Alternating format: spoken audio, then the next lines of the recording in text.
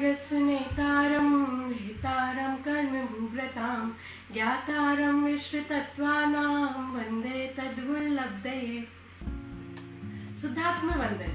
मैं ज्ञप्तिजन सागर। इस दुष्म काल में जिनदेव के विरह होने पर भी हमारे पास सच्चा सुखी होने का उपाय है। वह उपाय शास्त्रों में उल्लिखित है।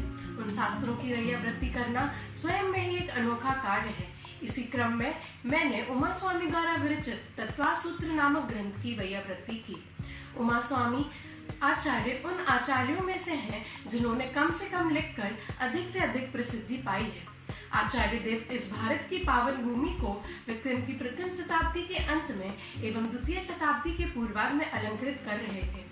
आचार्य देव उन गौरवशाली आचार्यों में से हैं जिन्होंने समस्त आचार्य परंपरा में पूर्ण प्रामाणिकता एवं असीम सम्मान प्राप्त है। आचार्य देव कुंद स्वामी के पट शिष्य थे। उन्हें हम गिद्ध आचार्य के नाम से भी जानते हैं। उमा स्वामी द्वारा रचित तत्वासूत्र संस्कृत का पहला ग्रंथ है।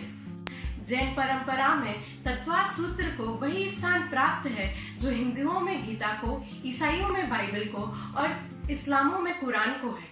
यह ग्रंथ कुल 10 अध्यायों में विभाजित है और इसमें 357 सूत्र हैं। यदि हम सारे जिनागम का सार कहीं एक साथ देख सकते हैं तो वह ग्रंथ तत्वासूत्र ही है। गागर में सागर भरना, इस मुहावरे को सिद्ध करने वाला यह शास्त्र जैन धर्म का अत्यंत प्रसिद्ध शास्त्र है।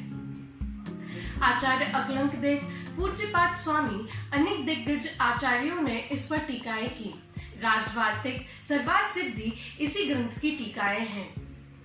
आचार्य उमा स्वामी देव ने प्रयोजनभूत 7 तत्वों का वर्णन इस ग्रंथ में बखूबी किया है। 7 तत्वों का वर्णन होने के कारण इस ग्रंथ का नाम तत्वासूत्र पड़ा। हम सभी दुखी हैं एवं सुख की चाह करते हैं, परंतु सुख को प्राप्त नहीं हो पाते।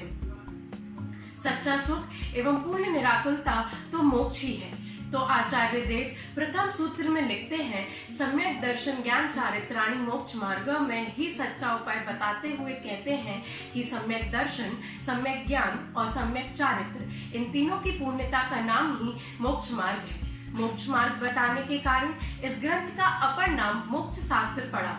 वास्तव में यह ग्रंथ तो बच्चों से लेकर महापंडितों तक के लिए अति लाभदायक है।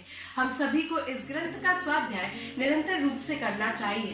वीर प्रभु से चली आ रही इस वीतराग वाणी को हम समझकर अपने वीतरागमय आत्मा को जानकर सम्यक दर्शन, सम्यक ज्ञान और सम्यक चारित्र की पूर्णता को प्राप्त हो, इसी मंगल भावना के साथ ओम नमः सिद्धाय।